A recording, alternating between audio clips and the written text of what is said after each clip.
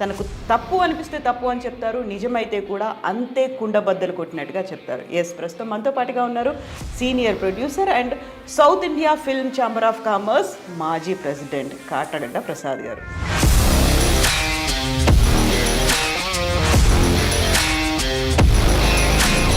మీ దగ్గర నుంచి ఎందుకు సినిమాలు రావట్లేవు? ప్రొడక్షన్ లేదు, కానీ సుమన్ గారితోనే 12 సినిమాలు ఏంటి? నాకు కాంపౌండ్ హీరో లాగా సుమన్ దొరికాడు. సుమన్తో అన్నపూర్ణ సినీ చిత్ర బ్యానర్లో సినిమాలు చేశాక ఆ బ్యానరే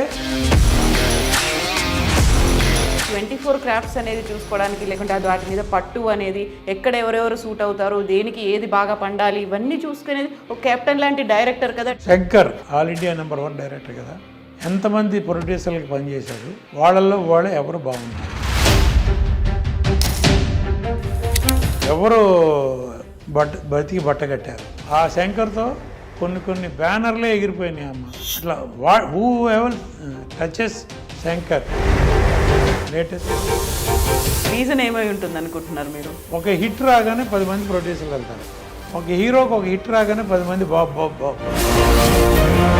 ఈ మధ్య కాలంలో వస్తున్నటువంటి భారీ బడ్జెట్ చిత్రాలతో పాటుగా మల్టీ స్టారర్ చిత్రాలు, పాన్ ఇండియా చిత్రాలు, పాన్ వరల్డ్ చిత్రాలు అనేవి వస్తున్నాయి. ఒక్కొక్కటి 600 కోట్లు, 700 కోట్లు, 1000 కోట్లతో నిర్మిస్తున్నటువంటి చిత్రాలు, ఆ తర్వాత వస్తున్నటువంటి కలెక్షన్లు, ఇవి ఇంతకాలం భారీగా సాగడంతో దీని మీద డిపెండ్ అయి ఉన్నటువంటి ఫ్యామిలీలు కూడా ఎక్కువ కాలం బతుకుతున్నాయి కదా ఏ సినిమా ఆధారంగా.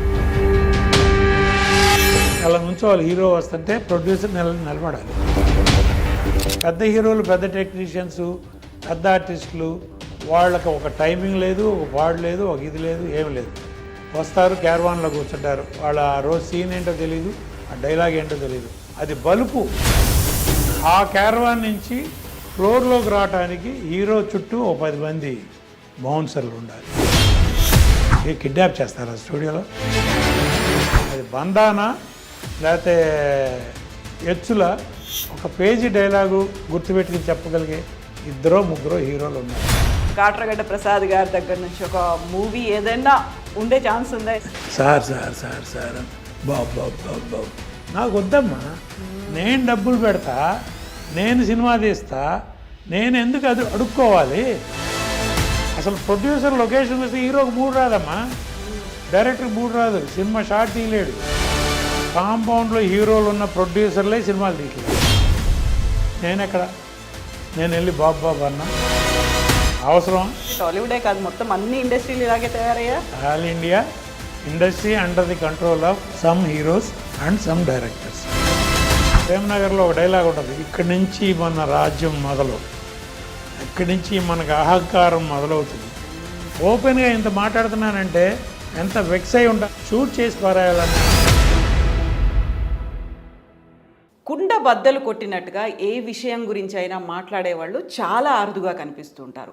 అదే రంగం తమ జీవితం అయినప్పటికీ, అదే రంగాన్ని తమ బ్లడ్గా భావించినప్పటికీ కూడా నిజాలు మాట్లాడడానికి కొంచెం మొహమాట పడుతుంటారు. అయితే ప్రస్తుతం మనతో పాటుగా ఉన్నటువంటి స్పెషల్ గెస్ట్ ఇలాంటి వాటిని వేటిని పట్టించుకోరు. తనకు తప్పు అనిపిస్తే తప్పు అని చెప్తారు, నిజమైతే కూడా అంతే కుండబద్దలు కొట్టినట్టుగా చెప్తారు. ఎస్, ప్రస్తుతం మనతో పాటుగా ఉన్నారు senior producer and south India film chamber of commerce మాజీ ప్రెసిడెంట్ కాటగడ్డ ప్రసాద్ గారు. సార్ నమస్కారం. నమస్తే అమ్మా. ఎలా ఉన్నారు మీరు? బాగున్నా అమ్మా. చాలా రోజులైంది మీరు ఏబిఎన్ తర్వాత 2-3 ఛానల్స్లో వర్క్ చేస్తున్నప్పటి నుంచి మీ వర్క్ గమనిస్తున్నాను. All the best. బ్రహ్మాండంగా చేస్తున్నారు. Thank you sir. మీ సీనియారిటీ కనపడతా ఉంది. Thank you sir. సార్, నా సీనియారిటీ కంటే కూడా మీ సీనియారిటీ 52 ఏళ్ళు సార్. ఈ ఫిల్మ్ ఇండస్ట్రీలో 52 ఏళ్ల నుంచి దాన్ని ఒక బ్రేక్ తీసుకున్నారా, ఒక ఫుల్ స్టాప్ కాకుండా కామా పెట్టారా, పాజా, రిటైర్మెంట్ అంటారా, ఎలా చూడాలి? మీ దగ్గర నుంచి ఎందుకు సినిమాలు రావట్లేవు? బ్రేక్ లేదు, పాజ్ లేదు, ప్రొడక్షన్ లేదు. కానీ 1971 జూన్ 16 లక్ష్మీ ఫిలిమ్స్లో ఆ రోజుల్లో 150 రూపాయలు క్యాషియర్గా జీతం మొదలయ్యి నాకు నా సినిమా కెరీర్ స్టార్ట్ అయింది. 1971 జూన్ 16. అప్పుడు నేను అప్పుడు సంపూర్ణ రామాయణం నేనే డిస్ట్రిబ్యూట్ చేశాను, కరుణామయుడు నేనే డిస్ట్రిబ్యూట్ చేశాను. అవన్నీ 100 డేస్ ఫంక్షన్లు చేశాం ఆ రోజుల్లో. అట్లాగే అడవి రాముడు, ఎన్టీ రామారావు సినిమాలు, చాలా సినిమాలు మేము డిస్ట్రిబ్యూట్ చేసాం. అలా లక్ష్మీ ఫిలిమ్స్ తర్వాత లక్ష్మీ చిత్ర, లక్ష్మీ చిత్ర తర్వాత వసుధా చిత్ర, నా ఓన్ కన్సర్న్ లాగా అలా అంచెలంచెలుగా డిస్ట్రిబ్యూటర్గా ఎదుగుతూ వచ్చాను. వచ్చిన తర్వాత డిస్ట్రిబ్యూటర్గా చేస్తూ ఉన్నప్పుడు పెద్ద పెద్ద బ్యానర్లు తీసే పెద్ద పెద్ద సినిమాలు కొన్నానమ్మా. ఆ బ్యానర్లు ఎవరు ఏమిటి ఇప్పుడు మనకు అనవసరం. పెద్ద బ్యానర్లు, ఆ రోజుల్లో ఉన్న పెద్ద బ్యానర్లు అంటే టోటల్ ఆంధ్ర వ్యాపారం పోయి జిల్లాల వారీ వ్యాపారం వచ్చింది. ఆంధ్ర ఇప్పుడు 6 ముక్కలు అయ్యి ఒక్కొక్క జిల్లాకి ఒక్కొక్క డిస్ట్రిబ్యూటర్. నేను అలా కృష్ణా జిల్లాకి రిస్ట్రిక్ట్ అయ్యి విజయవాడ ఉండి కృష్ణా జిల్లా కొంటా ఉండేవాడిని. కొంటమే అప్పుడు ఇక డిస్ట్రిబ్యూషన్ అనేది లేదు. కొని లాభమో నష్టమో కొనుక్కున్నాడు వాళ్ళ కర్మ. అలా పెద్ద పెద్ద బ్యానర్లు తీసిన సినిమాలు నేను డిస్ట్రిబ్యూట్ చేసి పెద్ద నష్టమే పోయాను. అప్పుడు నా బాల్యమిత్రుడు బలరాం అని చిన్నప్పటి నుంచి మా ఊరే ఒల్లూరుపాలెం, కృష్ణా జిల్లా విజయవాడ పక్కనే మా ఊరు. ఆ బలరాం అన్నాడు, ఎవరో తీసిన సినిమాలు మనం కొనుక్కోవటం ఎందుకురా, మనమే సినిమాలు తీద్దాం పదా అన్నాడు. మనకి రంగంతో పరిచయం కూడా ఉంది కదా, ఇన్నాళ్ళు నీకు సర్వీస్ ఉంది కదా, నీకు అందరూ తెలుసు కదా, హీరోలు అందరితోనూ నువ్వు ట్రావెల్ అయ్యావు కదా.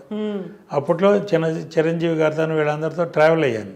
సుమన్ గారు అప్పుడు టి కృష్ణ గారి సినిమాలు, లక్ష్మీ చిత్రాలు ఉండగా నేటి భారతం, దేశంలో దొంగలు పడ్డారు, పోకుడి బాబురావు గారి సినిమాలు అవన్నీ మేము డిస్ట్రిబ్యూట్ చేసాం. అప్పటి నుంచి అందరూ పరిచయం ఉంది కదా, రాజేంద్ర ప్రసాద్ గారు వీళ్ళందరూ. రాజేంద్ర ప్రసాద్ గారు అయితే ఇప్పుడు కూడా నాకు బావ అంటే బాగుంటారు. గద్దే రాజేంద్ర ప్రసాద్ హీరో, విజయవాడ ఎమ్మెల్యే గద్దే రామ్మోహన్ గారు మాకు వియ్యకుడు, ఇప్పుడు తెలుగుదేశం పార్టీలో ఎమ్మెల్యే. అట్లా ఆయనతో రిలేషన్షిప్ కంటే ఎక్కువ ఫ్రెండ్షిప్ రాజేంద్ర ప్రసాద్ గారితో. అట్లా పరిచయాలు ఉన్నాయి కదా, మనమే సొంత సినిమా చేద్దామంటే సరే. అహనా పెళ్ళంట రిలీజ్ అప్పుడు రామానాయుడు గారి టీం విజయవాడకు వచ్చారు సక్సెస్ మీట్ పెట్టడానికి. జనరల్గా రామానాయుడు గారికి అప్పట్లో అలవాటు విజయవాడ వచ్చి ఆ సినిమా ఫస్ట్ రీల్ తీసుకెళ్ళి కనకదుర్గమ్మ వారి పాదాల దగ్గర పెట్టి సినిమా రిలీజ్ చేసేవారు. ఫస్ట్ తిరుపతి తీసుకెళ్ళేవారు, తర్వాత కనకదుర్గమ్మ వారి పాదాల దగ్గర పెట్టి సినిమా రిలీజ్ చేసేవారు. అట్లా ఆయన విజయవాడ వచ్చారు, సినిమా మంచి సక్సెస్ మీట్. ఆంధ్రజ్యోతిలో అప్పుడు ఓంకార్ అని ఉండేవాడమ్మా, ఆయన రిపోర్టరు కమ్ యాంకర్గా చేస్తూ ఉండేవాడు. అప్పట్లో విజయవాడలో ఏ ప్రెస్ మీట్లు జరిగినా మంచి ప్రాస పలుకుతూ కొంచెం చెమ్మక్కులు కొడతా తెలుగు భాష మంచి పట్టుండి మంచి వొకాబులరీ. ఆయనతో నాకు జర్నలిస్ట్గా పరిచయం, నాతో బాగా క్లోజ్గా ఉండేవాడు. సరే, ఎప్పుడైతే బలరాం ఇట్లా అన్నాడో, జంజాల్ గారు రాజేంద్ర ప్రసాద్ గారు విజయవాడ వచ్చినప్పుడు నేను వాళ్ళిద్దరిని కలిసి నేను ప్రొడక్షన్కి వద్దాం అనుకుంటున్నాను, మీరు కనుక సినిమా చేస్తామంటే నేను రెడీ అని చెప్తే ఓకే దాన్నే ఉంది చేద్దామన్నారు. వాళ్ళిద్దరికి అడ్వాన్స్లు ఇవ్వడం, రాజేంద్ర ప్రసాద్ గారు జంజాల్ గారు ఇద్దరు నెక్స్ట్ మీరే చేద్దామని అన్నారు. అంతా అయిపోయింది.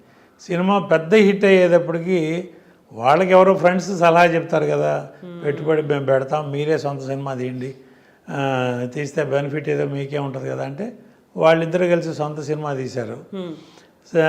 సరే, నాకు నెక్స్ట్ మళ్ళీ చేస్తామన్నారు. మనమేమో మెడ్రాస్ వచ్చేసాం, అప్పుడు విజయవాడ వదిలేసి మెడ్రాస్ వచ్చి కూర్చున్నాం. ఇప్పుడు వాళ్ళిద్దరు కాదంటే ఇప్పుడు ఏం చేయాలి మెడ్రాస్లో? హీరోలు అందరూ చూస్తే బాలకృష్ణ గారు, చిరంజీవి గారు, వీళ్ళు ఎవ్వరు చూసినా ఒక 2-3 ఏళ్ళు నో డేట్స్. అప్పుడు డేట్ కమిట్మెంట్ అంటే కమిట్మెంట్. ఇప్పుడులాగా ఒక డైరెక్టర్ ఏదో కాదు చెప్తే హీరో డేట్లు ఇవ్వడం కాదు, ప్రొడ్యూసర్కి డేట్లు రాసి ఇచ్చేసేవాళ్ళు.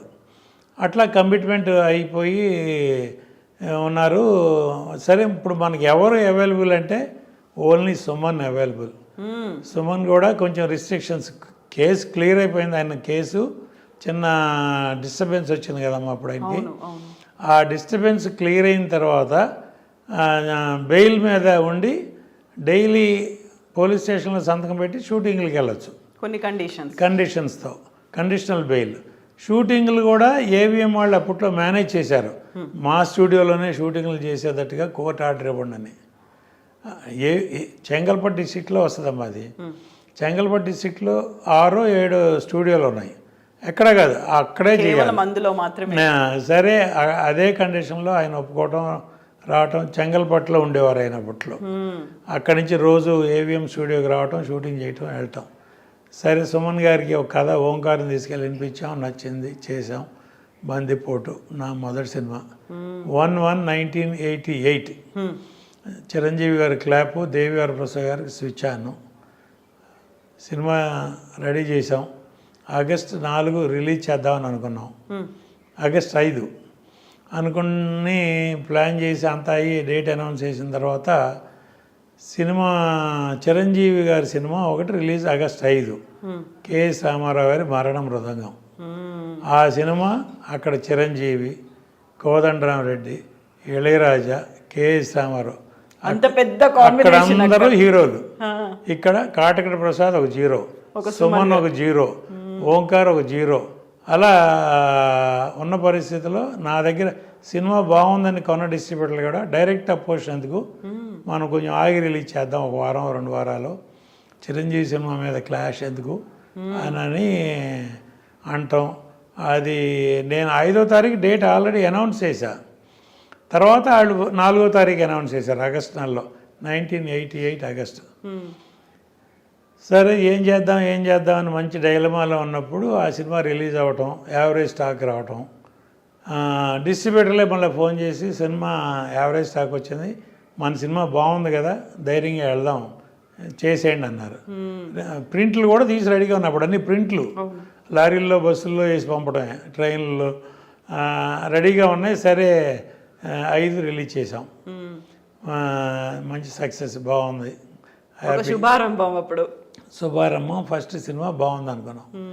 తర్వాత మళ్ళీ ఇమ్మీడియట్గా ఓంకార్ కథ చెప్పి ఉగ్రనేతుడు, మళ్ళీ సుమన్ను, ఖుష్బు, శశికళ, మనకి రజనీ అనేవాళ్ళు అక్కడ, అది సేమ్ బిఎల్వి ప్రసాద్ డైరెక్షన్.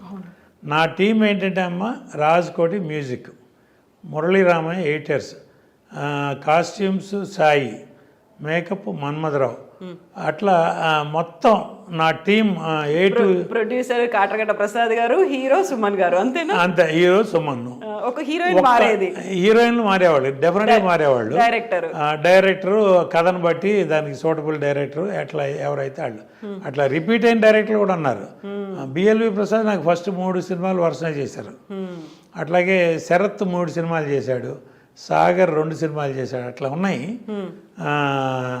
సరే మళ్ళా కథ చెప్పడం, ఖుష్బు, శశికళ, రజనీ హీరోయిన్, ఉగ్రనేతుడు అని చెప్పాం. అంటే మా ఆశ ఏంటంటే సుమన్ గారిది క్లియర్ అయిపోయింది. ఎనీ మూమెంట్ ఈ రిస్ట్రిక్షన్స్ కూడా క్లియర్ అవుతాయి. ఆయన ఎక్కడికైనా వెళ్ళిపోవచ్చు, ఎక్కడైనా షూటింగ్ చేయొచ్చు, విదేశాలకు వెళ్ళొచ్చు అనే ఉద్దేశంతో ఆ సినిమా మొదలుపెట్టాం. బందిపోటప్పుడే ఆ ఫీలింగ్లో మొదలుపెట్టాం. సినిమా అయ్యేదాకా ఆయనకి రిలీఫ్ రాలా, సరే అని రిలీజ్ చేసాం. అప్పుడు కూడా సేమ్ ఒకే స్టూడియోలో చేసుకున్నారు. ఒకే స్టూడియోలో, అది కూడా అన్నమ్మా ఎట్లా చేసాం, సుమన్తో వర్క్ అంతా ఏవిఎంలో, సుమన్ లేని వర్క్ అంతా బయట. ఒక చేజ్ తీసేవాళ్ళమ్మా ఏవిఎంలో, రోడ్ల మీద క్లోజప్లు సుమన్ గారితో తీసేవాళ్ళం, బీచ్ రోడ్లోనూ అక్కడ లాంగ్ షాట్లు చేసి అట్లా మ్యాచ్ చేసేవాళ్ళం. మా కెమెరామెన్ ఫిల్టర్స్ వాడి ఎక్కడో వీజీపీలోనూ, హైదరాబాద్ చార్మినార్లోనూ అక్కడ షూటింగ్లు చేసినట్టుగా తీసేవాళ్ళు. కబీర్ లాల్ మా ఇద్దరు నాకు కెమెరామెన్. ఈ విషయం అప్పుడు బయట ప్రపంచానికి తెలుసా? ఇలా మ్యాజిక్లు చేసేవాళ్ళు చెప్పలే అసలు ఎప్పుడు చెప్పలేదు. అసలు సుమన్ గారితో సినిమా తీస్తున్నాం అంతే. ఏవిఎం రిస్ట్రిక్షను, ఇట్లా ఏవిఎం కాంపౌండ్లోనే సినిమా చేసాం అన్నట్టు ఉండదు. ఇప్పుడుకైనా మీరు చూడండి యూట్యూబ్లో, ఉగ్రనేతుడు, పల్నాటి రుద్రయ్య, బందిపోటు, ఆ 3 సినిమాలు దాదాపు ఏవిఎంలోనే చేసాం. అసలు మీకు అట్లా తీసినట్టు ఉండదు. అంటే పెద్ద పెద్ద సెట్లు వేసామండి అమ్మ, ఫుల్ ఫ్లోర్ సెట్, రిచ్ సబ్జెక్టులు తీసుకున్నామండి. సో ఇక కొట్టుకుపోయేది. సాంగులకేనో ఫిల్టర్లతో మేనేజ్ చేసేవాడు మా కబీర్ లాల్. అట్లా మేనేజ్ చేసాం. ఫైట్లు ఇట్లా చేసేవాళ్ళం. మొత్తం మీద పల్నాటి రుద్రయ్య హాఫ్ వేలో సుమన్ గారికి రిలీఫ్ వచ్చింది. సగం సినిమా అయిపోయింది. ఎనీ మూమెంట్ రిలీఫ్ వస్తుందంటే 2 సినిమాలు చేసాం, రిలీజ్ చేసాం, 2 హిట్లు. పల్నాటి రుద్రయ్య మనం ఖాళీగా ఉంటాం ఎందుకు, సినిమా సుమన్ గారితో వేరే ఎవరో ధైర్యం చేసి ముందుకు రావట్లే, మనమే చేద్దాం. మనమే అప్పుడు వరుసగా 3వ సినిమా కూడా మీరే చేశారు? నేనే చేశా, ఎవరు రాలా. ఆ పల్నాటి రుద్రయ్య సగంలో ఉండగా ఆయనకి రిలీఫ్ వచ్చింది. రిలీఫ్ రావటం నాకే ఏదో రిలీఫ్ వచ్చినట్టు, నేనే ఏదో ఈ రిస్ట్రిక్షన్స్ అన్ని తెగదెంపులు చేసుకుని అదిగా హ్యాపీగా ఫ్రీగా చేసుకోవచ్చు. చేసుకుని అప్పుడు సాంగ్స్ హైదరాబాదు, గండిపేట, గోల్కొండ, అదే పెద్ద అదేదో పెద్ద సింగపూర్, మలేషియా లాగా. ఫైట్ పాండిచేరి, ఆ ఎర్రకొండల్లో వెళ్ళి గుర్రాలు తీసుకెళ్ళి ఒక 50 గుర్రాలు హడావిడి క్లైమాక్స్ అక్కడ. నెల్లూరు నడి రోడ్డు మీదమ్మ గాంధీ విగ్రహం దగ్గర స్ట్రీట్ ఫైటు, ప్రబల్తో 2 గ్రూపులు వచ్చి క్లాష్, ఒక చోట జాయిన్ అయ్యి క్లాష్ ఫైటు. సుమన్, కన్నడ ప్రభాకర్, విజయశాంతి, ఇంతమంది ఆర్టిస్టులను పెట్టుకుని నెల్లూరు హైవే మీద పెడితే నాకు అప్పుడు ఆనం రామనారాయణ గారు, ఇప్పుడు మంత్రి గారు, ఆయన నాకు దగ్గరుండి ట్రాఫిక్ డైవర్ట్ చేసి బైపాస్ మీద నాకు ఆ రోడ్డు వదిలేసి 3 రోజులు కంటిన్యూస్ నాకు హైవే మీద షూటింగ్ ఇచ్చారు. చేసి అట్లా చేసాం. అట్లా ఒక ఫైట్కి ఒక చోట, ఒక ఫైట్కి ఒక చోట, సాంగ్స్కి హైదరాబాదు, 2 సినిమాలకు కానీ 3వసారి ముచ్చటగా అన్నీ చేసి మొత్తం చేసాం. అది సక్సెస్. హ్యాట్రిక్ ఫంక్షన్ ఇక్కడే తాజ్లో 3 సినిమాలు కలిపి 100 days ఫంక్షన్ చేసాం. ఎంఎస్ రెడ్డి గారు, కృష్ణరాజు గారు వీళ్ళందరూ చీఫ్ గెస్ట్లుగా వచ్చి నాకు బాగా అట్లా. సుమన్ గారితోనే 12 సినిమాలు ఏంటి, ఒక్క హీరో 11 సినిమాలు. అంటే నాకు నేను బ్యాడ్ టైం డిస్ట్రిబ్యూటర్గా దెబ్బతిని ప్రొడక్షన్కి వచ్చా. కొంత రాజేంద్ర ప్రసాద్ గారు, జంజాల్ గారు నాకు చేయకపోవటానికి కూడా కారణం, ఎవరన్నా కాటక ప్రసాద్ దెబ్బతిని ఉన్నాడు, మీ సినిమా ఏమైనా మధ్యలో అయిపోతే ఏమైనా ఇబ్బంది వస్తుందని నా మీద నెగిటివ్గా కూడా ఎవరైనా చెప్పుండొచ్చు. అదే ఇప్పుడు ఎవరి జాగ్రత్త వాళ్ళు పట్టడంలో తప్పులేదు కదమ్మా. అని వాళ్ళు నాకు చేయనప్పుడు నాకు కూడా ఎవరున్నారంటే నాకు సుమనే దొరికాడు. నాకు కాంపౌండ్ హీరోలాగా సుమన్ దొరికాడు. సుమన్తో అన్నపూర్ణ సినీ చిత్ర బ్యానర్లో సినిమాలు చేసినాక ఆ బ్యానరే ఆయనకి డెడికేట్ చేశారు.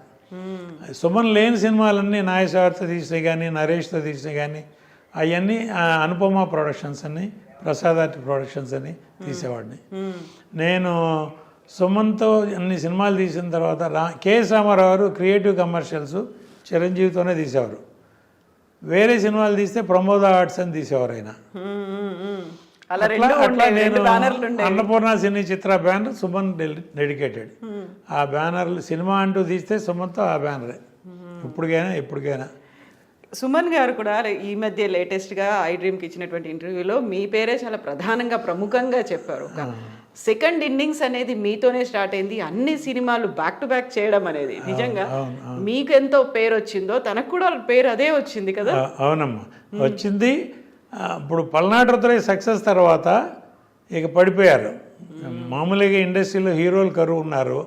ఉన్న హీరోలు అందరికీ కమిట్ అయి ఉన్నారు. కొత్తగా వచ్చేవాళ్ళు నాబోటి వాళ్ళకి ఎవరికైనా డేట్లు కావాలి. సుమన్ హీరో ఎవరంటే సుమన్ కొంచెం ఫ్రీ అయిపోయాడు. ఒక డైరెక్టర్ని పట్టుకోవడం, ఆ డైరెక్టర్ దగ్గరికి దాసనారాయణ గారు, రవిరాజ పిన్సిటి గారు, ఇట్లా పెద్ద డైరెక్టర్లు అందరూ వచ్చి సుమన్ డేట్లు అడగటం.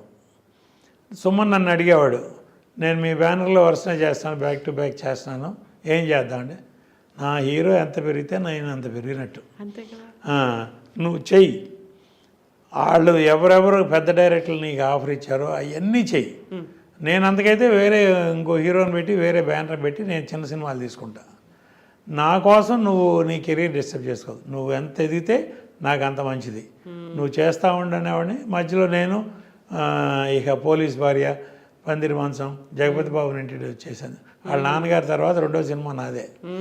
అట్లా బుచ్చిగాడి బాబాయ్, నరేష్ హీరో, అట్లా వరుసనే చేసుకుంటూ వెళ్ళేవాడిని. ప్రాణదాత, కాలేజీ బుల్లుడు, నాగేశ్వరతో, అట్లా సినిమాలన్నీ చేసుకుంటా. మధ్య మధ్యలో సుమన్ మీకు ఏదైనా సబ్జెక్ట్ దొరికితే, మంచి సబ్జెక్ట్ సెట్ అయితే చెప్పండి, ఎవరున్నా సరే బ్రేక్ చేసి మీకు డేట్లు ఇస్తాననేవారు. సుమన్ బ్యానర్, తన హోమ్ బ్యానర్ ఇది. అట్లాంటప్పుడు నడిగన్ అని తమిళ సినిమా ఒకటి ఇక్కడ పెద్ద హిట్ సత్యరాజ్ గారు చేశారు. ఆ సినిమా రైట్స్ నేను కొనేశాను.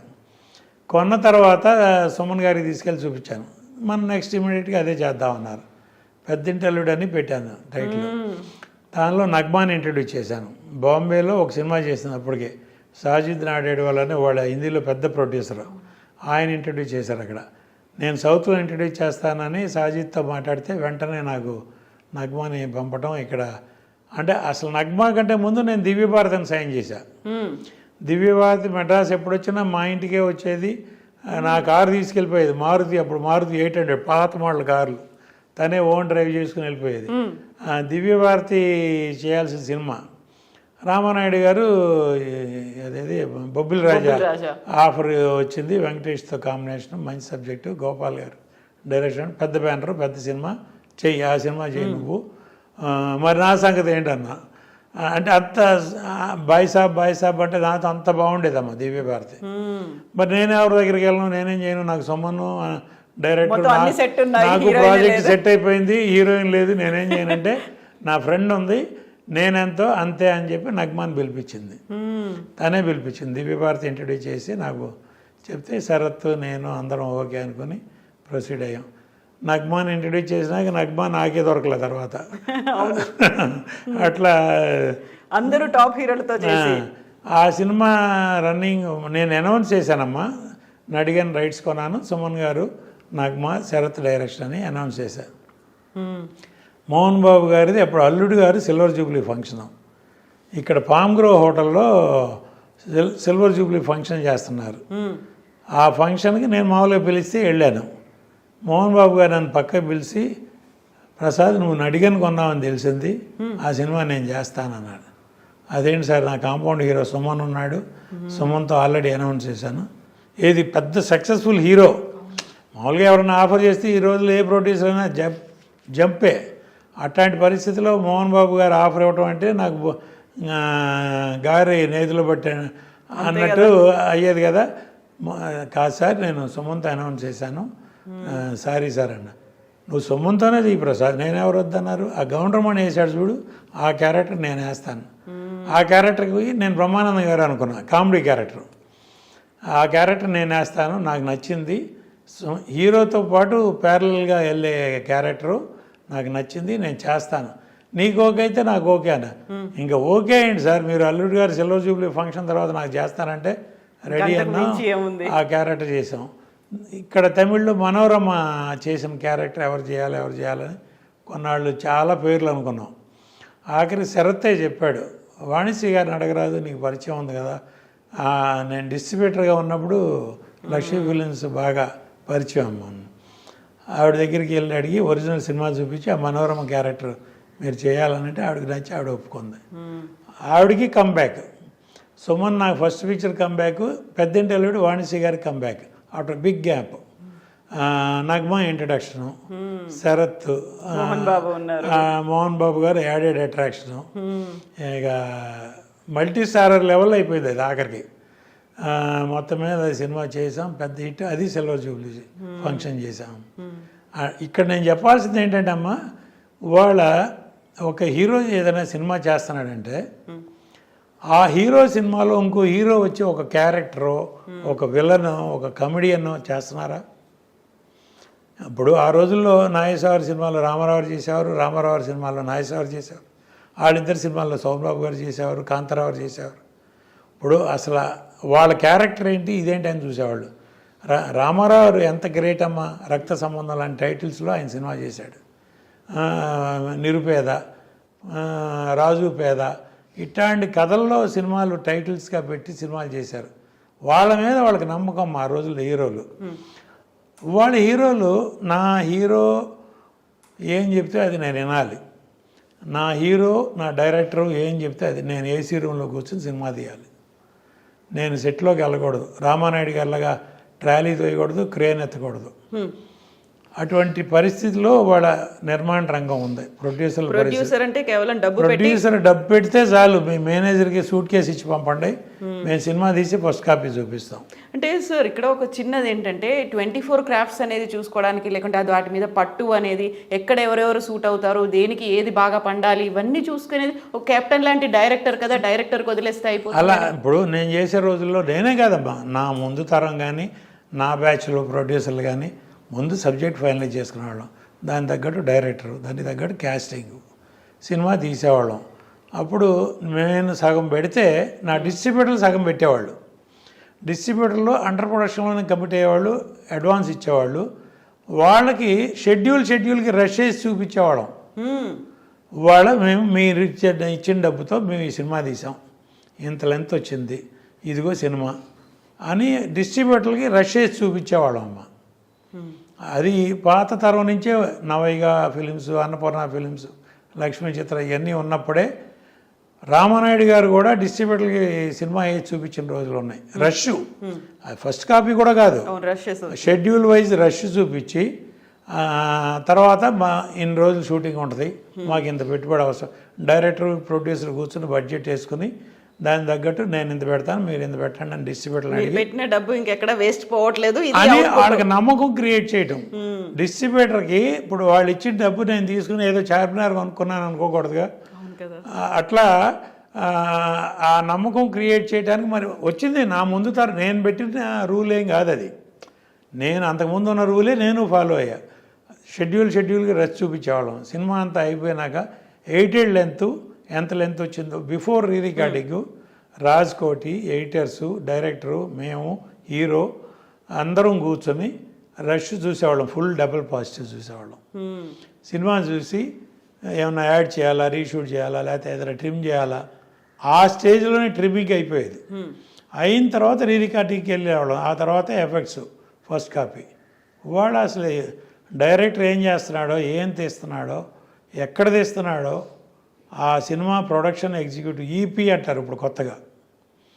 ప్రొడ్యూసర్ అయినా పెద్ద వీపీ, ఆయన ఒక ఈపీ, ఆయన పెట్టి సినిమా తీయాలి. ఇప్పుడు ఆ సినిమా ఎంత ఖర్చు అయిందో తెలియదు, నా సినిమా మీకు ఎంత బడ్జెట్లో తీస్తారనేది బడ్జెట్ అడగకూడదు డైరెక్టర్ని. కొంతమంది పెద్ద డైరెక్టర్ని ఆయనకి కార్పొరేట్ పర్మిషన్ ఇవ్వాలి. ఆయన ఏం తీసిస్తాడో అది మన అదృష్టం, మహాప్రసాదం. ఒక కథ ఉందా లేదా, ఏం కథ తీస్తున్నాడు లేదు. ఒక డైరెక్టర్ వెళ్ళి ఒక హీరోకి కథ చెప్తాడమ్మా, హీరో ఓకే అంటాడు, వాళ్ళిద్దరూ కలిసి ప్రొడ్యూసర్ని పిక్ చేస్తున్నారు. ఇప్పుడు ప్రొడ్యూసర్ వెళ్ళి హీరోకి లేకపోతే డైరెక్టర్కి అది పోయింది. మా కథ ఇక్కడ రివర్స్ టెండరింగ్లో డైరెక్టర్ వెళ్ళి హీరోకి కథ చెప్తే హీరో ప్రొడ్యూసర్ని పికప్ చేస్తాడు. నేను పలానా కథ విన్నాను, బాగుంది, మీరు వినండి, నచ్చితే మీరు చేయండి.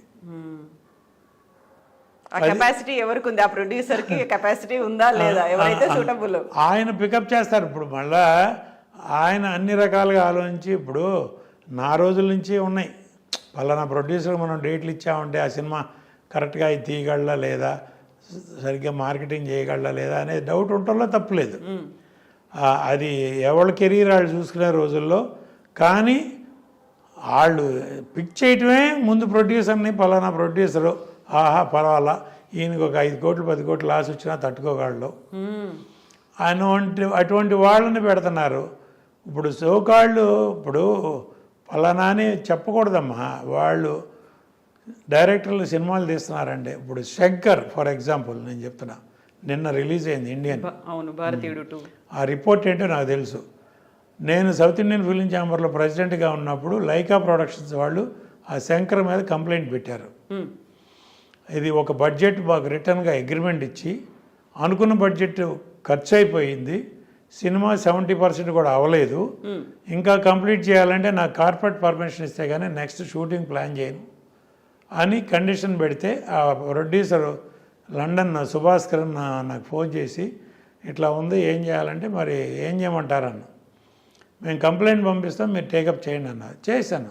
వాళ్ళని పిలిపించాం, మాట్లాడాం. తర్వాత వాళ్ళు మళ్ళీ డైరెక్టర్తో గొడవ ఎందుకులే అని కాంప్రమైజ్ అయ్యి ఏదో ఒక బడ్జెట్ అనుకుని కంప్లీట్ చేసి, ఆ అనుకున్న బడ్జెట్లో కూడా అవలా. తర్వాత 236 కోట్లు అగ్రిమెంటు, 230 తర్వాత ఇంకొక 150 కోట్లు ఎక్స్ట్రా ఇచ్చేదట్టు ఆ సినిమా కంప్లీట్ చేయడానికి.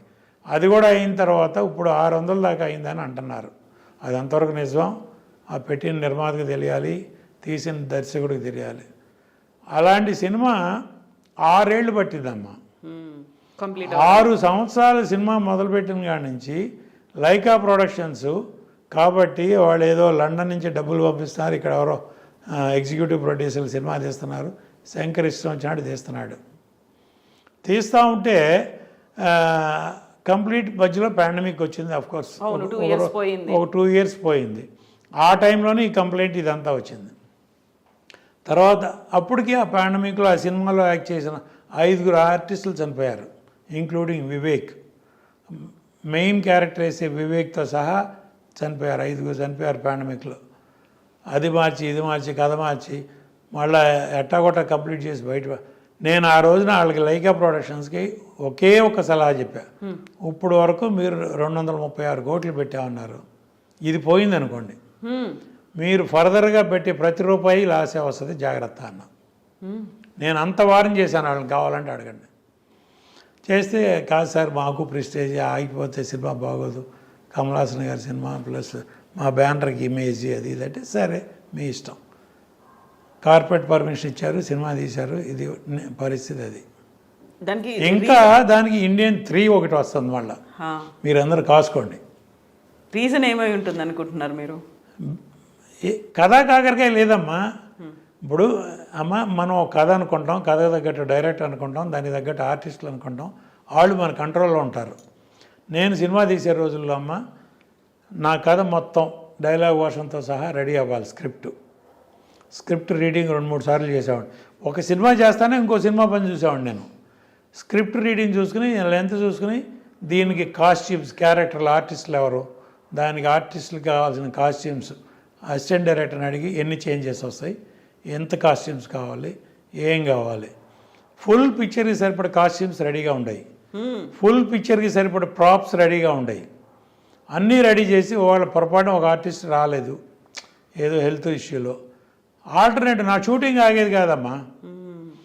ఆల్టర్నేటివ్ ఏంటి, పలానా పని ఇదే ఆర్టిస్టులతో వేరే సీను, దానికి తగ్గట్టు కాస్ట్యూమ్ లేవు, ప్రాప్స్ లేవు అని అనకుండా మొత్తం రెడీగా పెట్టేవాడిని. అన్నీ ప్రీ ప్లాన్డ్గా పెడితే 32 నుంచి 35 రోజులమ్మా నేను పర్ సినిమా, అంతకంటే ఎక్కువ షూటింగ్లు చేయలే.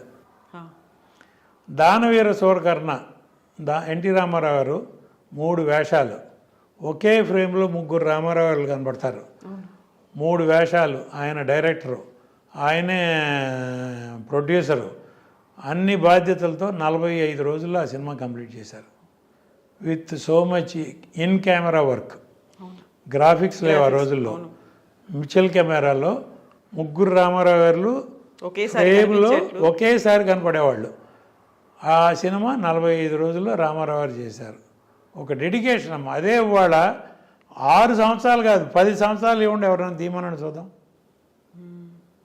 ఇంపాసిబుల్ అనమాట. వాళ్ళ అంటే ఒక రకంగా మాట్లాడితే టెక్నికల్గా పెరిగిపోయింది, ఇండస్ట్రీ పెరిగిపోయింది, టెక్నాలజీ పెరిగిపోయింది, మీ కథలు పెరగలేదు కదమ్మా.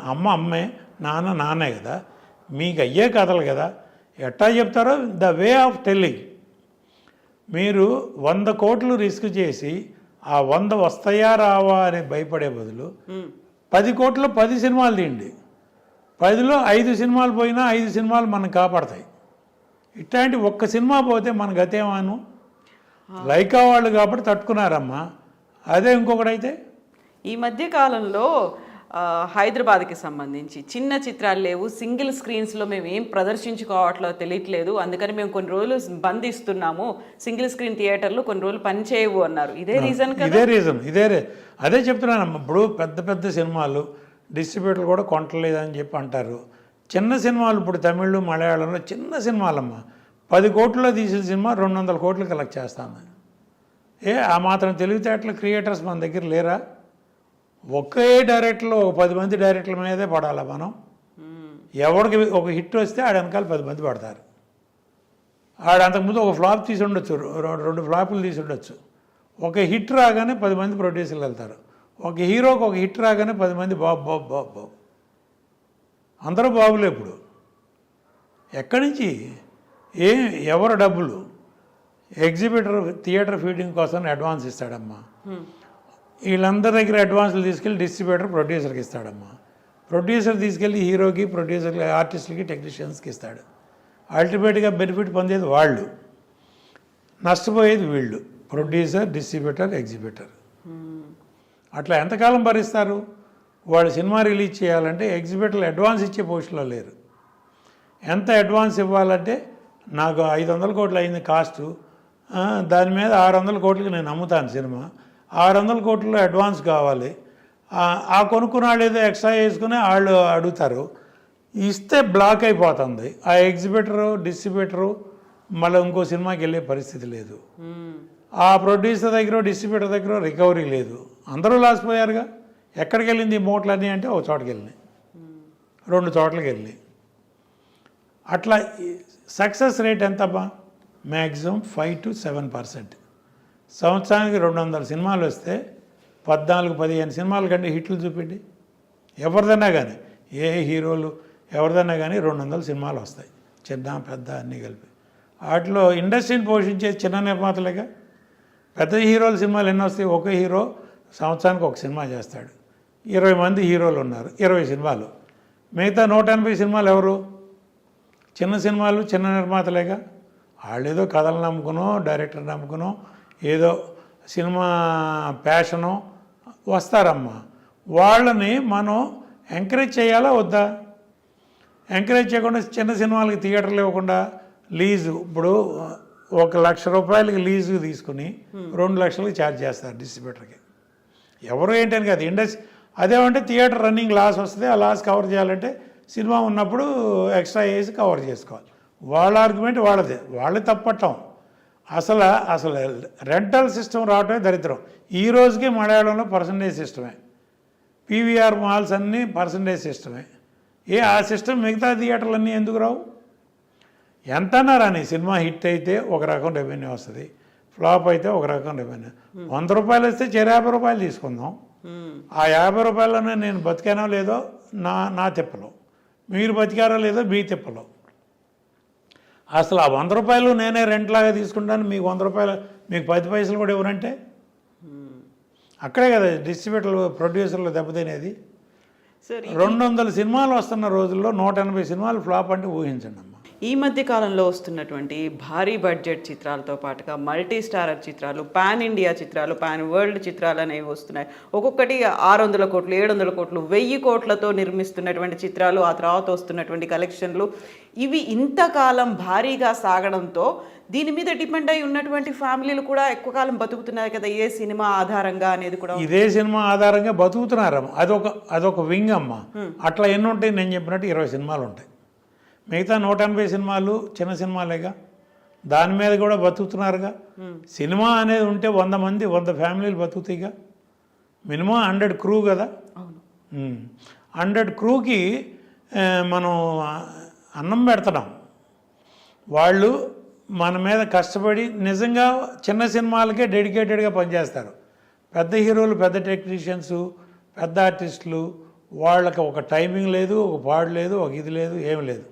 వస్తారు, క్యారవాన్లో కూర్చుంటారు. వాళ్ళ ఆ రోజు సీన్ ఏంటో తెలీదు, ఆ డైలాగ్ ఏంటో తెలీదు. అసిస్టెంట్ డైరెక్టర్ వెళ్ళి క్యారవాన్లోకి వెళ్ళి బాబు షార్ట్ రెడీ అంటే అప్పుడు వస్తారు, అప్పుడు డైలాగ్స్ వస్తారు, అది చేస్తారు. అప్పుడు మళ్ళీ 1 అరగంట అక్కడ. అంతకుముందు రోజుకి 6 సీన్లు తీసేవాళ్ళం అమ్మ. నేను రామానాయుడు గారిని చూసి నేర్చుకున్నా. 6 సీన్లు తీసేవాళ్ళం, వాళ్ళు 6 షార్ట్లు ఇస్తున్నావా? ఓకే, పెద్ద సినిమాలు వాళ్ళకి వాళ్ళ మార్కెట్ వేరు, వాళ్ళ బిజినెస్ వేరు. పాన్ ఇండియా అనండి, పాన్ వరల్డ్ అనండి. శంకరాభరణం పాన్ వరల్డ్ కాదా? దానవీర సూరకర్ణ పాన్ వరల్డ్ కాదా? అడవిరాముడు పాన్ వరల్డ్ కాదా? ఇవన్నీ 40 రోజుల్లో తీసిన సినిమాలేగా. రాఘవేంద్రరావు 40-45 రోజుల్లో తీసిన సినిమాలకి ఇవన్నీ. హిట్ అయితే పాన్ వరల్డ్, ఫట్ అయితే పాన్ ఇండియా, అది కూడా లేకపోతే పాన్ మన ఊరు. అంతకుమించి ఏముందమ్మా? ఇప్పుడు ఊరే మనం అది బలుపు, లేకపోతే అది నిజంగా ఎనర్జీయా, మీకు నిజంగా బలమా బలుపా? అయితే సార్, ఇప్పుడు ఎంత ఖర్చు పెడుతున్నారో అంతకు మించి రికార్డుల కలెక్షన్స్ కావచ్చు, అంతకు ముందు ఒక బెంచ్ మార్క్ అనేది ఉంటుంది. ఇప్పుడు బాహుబలి 2 తీసుకోండి, బాహుబలి 2 అనేది వచ్చినటువంటి వసూళ్లను మించి రావాలి అనేది ఒక ట్రెండ్గా పెట్టుకున్నారు కదా. మేము ఇంత పెట్టాము, దాన్ని మించి. నాకు 100 కోట్లు, నేను సినిమా తీసాను, 100 కోట్లు వచ్చిందమ్మా. అదే హీరో ముందు రేటు పెంచుతాడు. ఫస్ట్ పాయింట్, ఎంత తీసుకున్నాడో ఇమ్మీడియట్గా డబల్ రేటు. ఇంత మార్కెట్ దృష్టిలో పెట్టుకుని రేటు పెంచుతాడు. దాని తగ్గట్టు టోటల్గా కాస్ట్ పెరిగిపోతుంది. దాని తగ్గట్టు మార్కెటింగ్కి వెళ్తాం. అల్టిమేట్గా 100 కోట్లు అనుకున్న సినిమా 200 కోట్లు అవుతుంది. 200 కోట్లకి అమ్ముతాం, డిస్ట్రిబ్యూటర్లు నష్టపోతున్నారు. అదొక వార్ష్. ప్యాన్ వాళ్ళు పెద్ద పెద్ద సినిమాలు, ఇప్పుడు మల్టీ స్టార్ కాస్ట్ హీరోలు, డిఫరెంట్ లాంగ్వేజెస్లో హీరోలను కలిపి, తమిళ హీరో ఒకడు, మలయాళం హీరో ఒకడు, హిందీ హీరో ఒకడు, మన హీరో ఒకడు పెడుతున్నాం. వాళ్ళు చేసుకుని అమ్మ, వాళ్ళకి కార్పొరేట్ కంపెనీలు వస్తున్నాయి. కార్పొరేట్ కంపెనీలు ఫండింగ్ వస్తున్నాయి, వాళ్ళు తిప్పలాళ్ళు పడతారు. పెద్ద ప్రొడ్యూసర్లు వాళ్ళు ఎట్టాగొట్ట మార్కెటింగ్ చేసి చేసుకుంటారు. అల్టిమేట్గా ఓటీటీ అని ఆ సినిమాలకి డిజిటల్ రైట్స్ మంచి రేట్లే వస్తున్నాయి. ఇప్పుడు అవేర్నెస్ ఏంటంటే లేటెస్ట్గా డిజిటల్ వాళ్ళందరూ కుంభక్ అయిపోయారు. వాళ్ళందరూ సిండికేట్ అయిపోయి వాళ్ళకి సఫిషియెంట్ సబ్స్క్రైబ్ అయిపోయింది. మాకు కూడా పెద్ద హీరోల సినిమాలు తప్పితే చిన్న సినిమాలు అక్కర్లా. పెద్ద హీరోలు కూడా ప్యాన్ వాళ్ళు, అంటే ఒక లాంగ్వేజ్లో మీరు సినిమా తీస్తే 4 లాంగ్వేజ్లో డబ్ చేసి 5 లాంగ్వేజ్ల సాఫ్ట్వేర్ వాళ్ళకి ఇవ్వాలి. 5 లాంగ్వేజ్లో వాళ్ళ నెట్ఫ్లిక్స్, అమెజాన్ వాళ్ళు వాడుకుంటారు. ఇప్పుడు మనం ఒక సినిమా తీస్తున్నామమ్మా, 3 ఏళ్ళు కష్టపడి ఒక హీరో చుట్టూ తిరుగుతాం, 3 ఏళ్ళు కష్టపడి ఒక సినిమా తీస్తాం. ఆ సినిమా మన దగ్గర ఎన్నాళ్ళు ఉంటుంది అంటే 3 నెలలు. మన వస్తువు 3 నెలల తర్వాత అది మనది కాదు. దాని మీద మన సర్వ హక్కులు ఓటీటీ వాడికో, శాటిలైట్ ఆడికో, XYZ ఎవరికో ఇచ్చేస్తాం. రేపు 3 నెలల తర్వాత మనకి ఆ సినిమా మీద 100 రూపాయలు వచ్చేది లేదు. పాతాళ భైరవి, గుండం కథ ఇవన్నీ విజయ పిక్చర్స్ వాళ్ళు, NIT బ్యానర్లు ఇవన్నీ, అన్నపూర్ణ స్టూడియో వాళ్ళు, దుక్కిపాటి వసుంధర వాళ్ళ సినిమాలన్నీ సంవత్సరానికి ఒకసారి విజయవాడలో రిలీజ్ అయ్యాయి. రిపీట్ రన్లు. పాత సినిమాలు దానవీర సూరకర్ణ సంవత్సరానికి ఒకసారి రిలీజ్ అయ్యేది. వాటి మీద డబ్బులు వస్తానే ఉండేవి ప్రొడ్యూసర్కి. వాళ్ళు అట్లాంటి ఇన్కమ్ లేదుగా. బట్ ఇది ఒకేసారి అంత పెద్ద బడ్జెట్తో తీసిన తర్వాత అంతే బడ్జెట్ వసూళ్ల రూపంలో వస్తుంది, అంతకు మించి వస్తుంది. ఈ బడ్జెట్ని మించి మళ్ళీ ఓటీటీల్లో ఇంకో దాంట్లో శాటిలైట్ దాంట్లో కొనుక్కుంటున్నారు కాబట్టి ఆ రకంగా కూడా ప్రొడ్యూసర్కి, డిస్ట్రిబ్యూటర్లకి డబ్బులు వస్తున్నాయి. ఉందమ్మా, అది ఒక టైం రిస్ట్రిక్షన్ పెట్టి ఓటీటీ అమ్మండి. అంతకుముందు పీరియడ్ పెట్టి అమ్మేవాళ్ళం, 10 ఏళ్ళు 20 ఏళ్ళు అట్లా. అట్లీస్ట్ ఆఫ్టర్ 20 years నా ప్రాపర్టీ నాకు వస్తే అప్పుడు మార్కెట్, నా పిల్లల్లో, మనోళ్ళు, మనవరాళ్ళు వాళ్ళు మార్కెటింగ్ చేసుకుని రూపాయో 10 రూపాయో సంపాదించుకుంటారు. వస్తే వస్తుంది, లేకపోతే లేదు. అసలు మీ ఆస్తి మొత్తం గుడ్డుగొరికి ఇచ్చేస్తున్నాం కదా. ఇంకా ఆ సినిమా మీద 3 నెలల తర్వాత మీకు రైట్ లేదు. దీంతో పాటుగా ఇప్పుడు రిలీజ్ అయిన వారం రోజుల్లోనో 10 రోజుల్లోనో బెనిఫిట్ షోస్ చేసుకోవచ్చు, రోజుకు 6 వేసుకోవచ్చు, రోజుకి ఇంత టికెట్ల రేట్లు పెంచుకోవచ్చు. ఇవన్నీ ప్రొడ్యూసర్కి హెల్ప్ అవుతున్నాయి. ప్రొడ్యూసర్కి, డిస్ట్రిబ్యూటర్కి హెల్ప్ ఎంతవరకు అమ్మా? ఒక్క షో వరకు అమ్మా. సినిమా రిపోర్ట్ బాగోపోతే 2వ షోకి జనం ఉండలేదమ్మా. ఎందుకంటే 4 రోజుల్లో ఓటీటీలో వస్తుంది. ఇంకా ఈ సినిమాకి 500 ఖర్చు పెట్టేందుకు ఫ్యామిలీ బయటకు వెళ్తే 4,000 కావాలి. ఇంటర్వెల్లో సినిమా టికెట్ ఖర్చు కంటే ఇంటర్వెల్ ఖర్చు ఎక్కువ. థియేటర్కి వెళ్ళడం ఎందుకని మనం ముందు 4 రోజులు అట్టాగా ఓటీటీలో వస్తే ఇంట్లో కూర్చొని అట్లా తయారైంది. థియేటర్ కలెక్షన్ తగ్గింది. దాని మూలంగా థియేటర్ల ఫీడింగ్ కష్టమైంది. చిన్న సినిమాలకి థియేటర్లు లేవంటారు, చిన్న సినిమాలు ఆడలేదు అంటారు. ఇప్పుడు ఆడేదాకా మీరు ఉండిస్తేగా ఓపెనింగ్ రాదమ్మా. నేను రిలీజ్ చేశాను లక్ష్మీ ఫిలిమ్స్లో కరుణామయుడు అనే సినిమా, విజయ్ చంద్ర హీరో. ఓపెనింగు అసలు హోల్డ్ ఓవర్ అంటే తక్కువ. 3,000 కెపాసిటీ ఉన్న థియేటర్కి 300 రూపాయలు కూడా రాలే కలెక్షన్. అట్లాంటి సినిమా రిపోర్ట్ బాగుండి అంచెలంచెలుగా పెరిగి ఆదివారం నాటికి హౌస్ఫుల్గా వచ్చింది. ఆ తర్వాత 100 రోజులు ఆడింది. అట్టా హౌస్ఫుల్ వచ్చేదాకా మనం ఆగట్లేదే. శంకరాభరణం కూడా ఓపెనింగ్ 0, ఆదివారానికి 100%కి వచ్చింది. వచ్చిన తర్వాత సంవత్సరం ఆడింది ఆ సినిమా. మరి అట్లా మనకు ఓపిక లేదు, మన ఎగ్జిబిటర్లకి ఓపిక లేదు. ఎందుకంటే గవర్నమెంట్ ట్యాక్స్ కట్టాలి, థియేటర్ స్లాబ్ కట్టాలి, GST కట్టాలి, ఆ ట్యాక్స్ కట్టాలి, ఈ ట్యాక్స్, ఆడికే కలెక్షన్ రావట్లేదు. ఇంకా ఈ సినిమా ఆడితే మాకేం ఉపయోగం అని చెప్పి తీసి పారేస్తారు. కలెక్షన్, సినిమా బాగుందనే టాక్ వచ్చిన సినిమాలు బాగుందని థియేటర్ జనం వచ్చేటప్పటికి వెళ్ళిపోతుంది. అట్లాంటి పరిస్థితి థియేటర్ కలెక్షన్. శాటిలైట్, ఓటీటీ వాళ్ళు చిన్న సినిమాలు కొనపోతే పెద్ద సినిమాల వరకే రిస్ట్రిక్ట్ అయ్యారు. వాళ్ళ పరిస్థితి ఏంటంటే అయ్యే ఖర్చే. పెద్ద సినిమాకైనా చిన్న సినిమాకైనా మనకి బేటాలు కానీ ఖర్చులు కానీ ఒకటే. ప్రతాడు క్యారవాన్ అని పెట్టాడు. ఒక సినిమా షూటింగ్ ఫ్లోర్ బయట ఒక మినీ బస్ స్టాండ్ చూస్తున్నాం మనం. ఒక్కొక్క పెద్ద హీరోకి 2 క్యారవాన్లు కావాలి, మళ్ళీ ఒకటి కూడా కాదు. పెద్ద హీరోకి, పెద్ద హీరోయిన్కి అనకూడదు ప్రొడ్యూసర్ ఖర్చు. ఒక bus stand, mini bus stand, plus ఆ క్యారవాన్ నుంచి ఫ్లోర్లోకి రావడానికి హీరో చుట్టూ 10 మంది బౌన్సర్లు ఉండాలి. కిడ్నాప్ చేస్తారా స్టూడియోలో? అది బంధానా లేకపోతే ఎచ్చుల ఏమని చెప్పాలి? అది ఎవరి సొమ్ము? ఎగ్జిబిటర్ దగ్గర నుంచి, సైకిల్ స్టాండ్ దగ్గర నుంచి, క్యాంటీన్ దగ్గర నుంచి ఎగ్జిబిటర్ దగ్గర నుంచి డిస్ట్రిబ్యూటర్ దగ్గర నుంచి ప్రొడ్యూసరు. మనం ఇంత ఖర్చు పెడుతున్నామే. నేను సినిమా తీసే రోజుల్లో విజయబాబు నాయుడు గారు ప్రొడ్యూసర్ కౌన్సిల్లో మాతో అందరం కలిసి మెంబర్లు అమ్మ, ఆఫీస్ బేరర్ ఆయన విజయబాబు నాయుడు గారు అనేవారు, మనం వాళ్ళ సెట్లో ఒక కాఫీ ఎవరికన్నా ఇచ్చామంటే రేపు థియేటర్లో 4 టికెట్లు అమ్మాలి. ఆ లెక్కలలో పెట్టుకునేవాళ్ళు. అన్నీ పోయి ఆఖరికి ప్రొడ్యూసర్కి ఆ కాఫీ డబ్బు రావడానికి థియేటర్లో 4 టికెట్లు అమ్మితే కానీ మనకి కాఫీ డబ్బు రికవర్ అవ్వదు అనేవాడు. అట్లా క్యాలిక్యులేషన్ ఎవరికైనా ఉందా? వాళ్ళ క్యాలిక్యులేషన్ కాదు. అట్లీస్ట్ మనం ఎంతలో సినిమా తీస్తున్నాం, ఎంతకు అమ్ముతున్నాం, అమ్మలేదు కొనేవాళ్ళు లేడు, మనం రిలీజ్ చేస్తే సేఫ్గా ఉంటామా? అయితే ఈ అమ్మడానికి కూడా ఈ మధ్య కాలంలో వస్తున్నటువంటి విపరీతమైనటువంటి పబ్లిసిటీలు అనేవి చూస్తున్నారు, లేకుంటే దానికి సంబంధించి ప్రీ రిలీజ్ ఫంక్షన్లు అనేవి జరుగుతున్నాయి. ట్రైలర్లు కావచ్చు, టీజర్ల రూపంలో అవుతున్నవి కావచ్చు.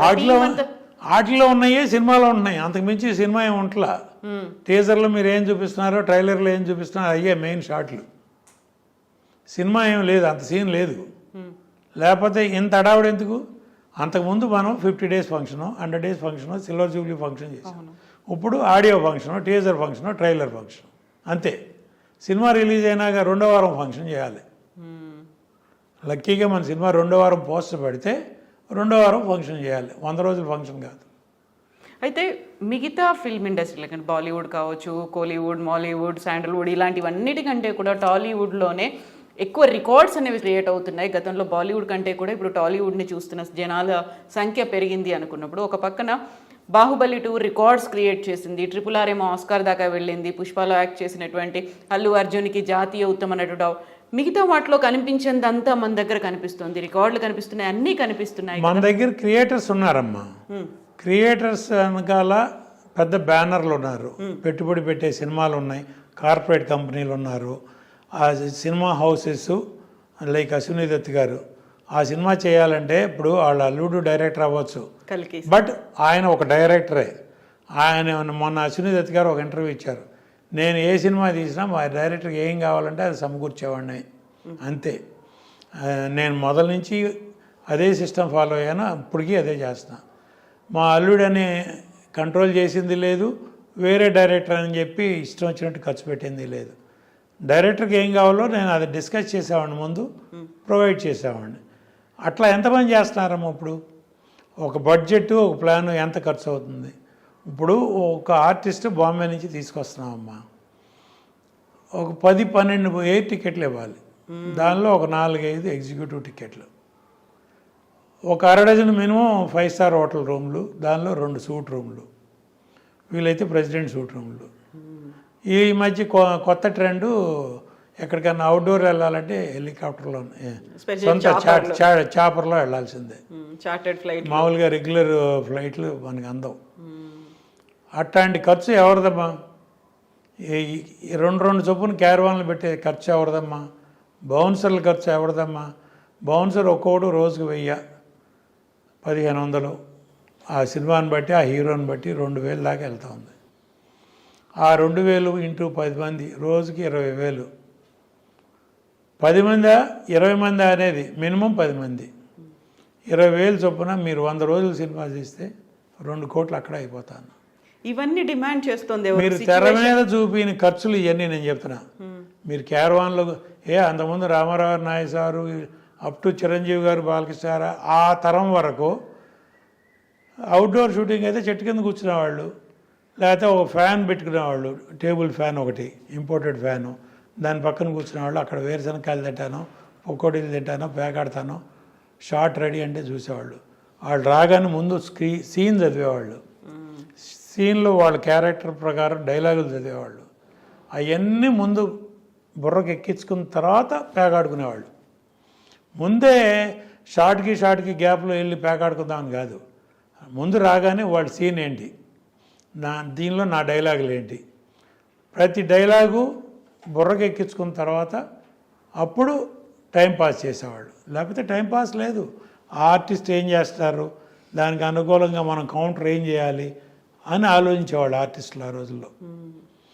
ఎస్వి రంగారావు గారు రిహార్సల్లో ఒకటి చేసేవాడు, టేక్లో ఒకటి చేసేవాడు. దానికి తగ్గట్టు నాయసారు, రామారావు గారు, సావిత్రి గారు వాళ్ళు చేసేవాళ్ళు, జగ్గయ్య గారు. ఆ పోటీ స్పిరిట్ ఎక్కడుందమ్మా? లొకేషన్లో రిహార్సల్స్ ఎక్కడ ఉన్నాయమ్మా? మీ డైలాగ్ తర్వాత మీ డైలాగ్ మీ అట్లా 5-6 ఆర్టిస్టులు ఇన్ ఏ రో ఒక షాట్ పెట్టి తీస్తున్నావా? ఒక డైలాగ్ తర్వాత ఒక డైలాగ్ అని చెప్పి ఒక 4-5 ఆర్టిస్టులు చేస్తున్నావా? అన్నీ కట్ షాట్లేగా. ఒక పేజీ డైలాగు గుర్తుపెట్టుకుని చెప్పగలిగే 2-3 హీరోలు ఉన్నారమ్మా. పేర్లు అనవసరం, మనకు అనవసరం. మిగతా వాళ్ళందరూ డబ్బింగ్లో చూసుకుందాంలే, అక్కడ చూసుకుందాంలే. ఏంటి అయితే ఇప్పుడు క్యారవాన్లు కావచ్చు, లేకుంటే వాళ్ళకి ఇచ్చేటువంటి ఫెసిలిటీలు, బౌన్సర్లు, మిగతావన్నీ కూడా అక్కడ హీరో డిమాండ్ చేస్తున్నారా, సిచ్యువేషన్ డిమాండ్ చేస్తుందా, స్టోరీ డిమాండ్ చేస్తుందా, డైరెక్టరా, లేకపోతే మనకి ఇలాంటిదంతా హై సెటప్ ఉండాలి? ప్రొడక్షన్ ఎగ్జిక్యూటివ్ డిమాండ్ చేస్తున్నాడు. హీరోల ముందు నేను బ్లేమ్ చేయను. ఒక డైరెక్టరు ప్రొడక్షన్ ఎగ్జిక్యూటివ్ని ఇస్తాడు. ప్రొడ్యూసర్ కంటూ మేనేజర్ లేదు. నాకు దోనేపూడి ప్రసాద్ అని ఇప్పుడు ఏబిఎన్ ఆంధ్రజ్యోతిలో మేనేజర్గా ఉన్నారు, దోనేపూడి. ఆయన నాకు ప్రొడక్షన్ ఎగ్జిక్యూటివ్. దోనేపూడి ప్రసాద్ గారు నాకు ఉండేవాడు. ఆయన పొద్దున్న 5ంటికి వచ్చి ఆర్టిస్టులందరికీ ప్రోగ్రాం చెప్పేవాడు, వాళ్ళ కార్లు పంపేవాడు, వాళ్ళందరినీ లొకేషన్లో 7 గంటల కాల్ షీట్ అంటే 6:30కి లొకేషన్లో పెట్టేవాడు ఆయన మొత్తం అందరినీ. మోహన్ బాబు గారు రేపు 7ంటికండి కాల్ షీటు, మీరు 6:30 కల్లా వస్తే బాగుంటుంది. ప్రసాద్ నేను 6:30 వస్తాను, షాడ్ దిగిపోతే మాత్రం నేను కొడతాను అనేవాడు. అంత చనువు. అట్లా చేసి అంత ఒకళ్ళొకళ్ళు పోటీగా చేసేవాళ్ళం. వాడు అసలు 7 గంటలకు వచ్చేవాళ్ళు ఎవరమ్మా? రోజుకు 2 కాల్ షీట్లు పనిచేస్తున్నారు. 2 కాల్ షీట్లకి 2 పేమెంట్లు. 9 to 1 ఒకళ్ళు, 1 to 6 లేకపోతే 1 to 2 ఒకళ్ళు. ఇంకా మీకు సబ్జెక్ట్ మీద కాన్సన్ట్రేషన్ ఏముంటుంది, మీ డైలాగ్ మీద. మెకానికల్ ఆర్టిస్టులు కూడా వస్తున్నారు. డే వైజ్ పేమెంట్ అంతకుముందు వచ్చిందా? అంతకుముందు సినిమా, అమ్మ నీకు పలానా క్యారెక్టరు ఇన్ని రోజులు మాకు కావాలి, ఇంత మీ రెమ్యునరేషన్, కొంత అడ్వాన్సు, మధ్యలో కొంత డబ్బింగ్ కొంత, అది అండర్స్టాండింగ్. అనుకున్న ప్రకారం వాళ్ళు డేట్లు ఇచ్చేవారు. ఇన్ రైటింగ్ కొంతమంది, నేనైతే ఇన్ రైటింగ్ తీసుకున్నాను అందరి దగ్గర. ఇచ్చేవాళ్ళు, లేకపోయినా డేట్లు ఆనర్ చేసేవాళ్ళు. వాడు అసలు డేట్లు ఇన్ రైటింగ్ ఇచ్చేవాళ్ళు ఎవరమ్మా? ఒక్కళ్ళని చెప్పండి చూద్దాం. ఆ హీరో ఎప్పుడంటే అప్పుడు సినిమా షూటింగు, దానికి ఆ రోజున ఆర్టిస్టులు ఎవరు దొరుకుతారు, ఏంటి కాంబినేషను అని చెప్పాలి. ఇవన్నీ జరుగుతున్న విషయాలు అందరికీ తెలుసమ్మా, ఎవరు మాట్లాడరు. ఎవరో మాట్లాడినప్పుడు నా పోటాడు సౌత్ ఇండియన్ ఫిల్మ్ ఛాంబర్లో ఉండి నాకు వచ్చే కంప్లైంట్లే ఇయ్యమ్మా. ఇప్పుడు తెలుగులో, తమిళ్లో, కన్నడలో, మలయాళంలో హీరోల మీద, హీరోయిన్ల మీద కూడా కంప్లైంట్లు ఎన్నో వచ్చినాయి. ఏం చేస్తారు మీరు ఇప్పుడు? ఆర్టిస్టులు పిలిచి మేము కేకలేస్తామమ్మా. సౌత్ ఇండియన్ ఫిల్మ్ ఛాంబర్లో కన్సలేషన్ కమిటీ మీటింగ్ ఒకటి ఉంది. దానికి ఇలియానా ఓ ప్రొడ్యూసర్ దగ్గర, తమిళ్ ప్రొడ్యూసర్ దగ్గర అడ్వాన్స్ తీసుకుంది 40 లక్షలు. సినిమా చేస్తానని అడ్వాన్స్ తీసుకుంది. డేట్లు ఇవ్వదు, తీసుకున్న అడ్వాన్స్ రిటర్న్ ఇవ్వదు. మా దగ్గర కంప్లైంట్ వచ్చింది. ఆ ప్రొడ్యూసర్ పిలిస్తే నేను ఆ ప్రొడ్యూసర్కి ఏదో డేట్లు ఇచ్చాను, ఆ డేట్లు ఆయన వాడుకోలేదు, ఆ అడ్వాన్స్ మురిగిపోయిందని.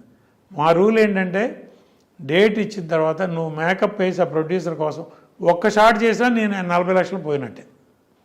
అసలు మేకప్పే వేసుకోకుండా ఆ బ్యానర్ కోసం, నువ్వు ఆ సినిమా కోసం నువ్వు ఆ లొకేషన్కే రాకుండా ఉంటే డబ్బు రిటర్న్ ఇవ్వాల్సిందే.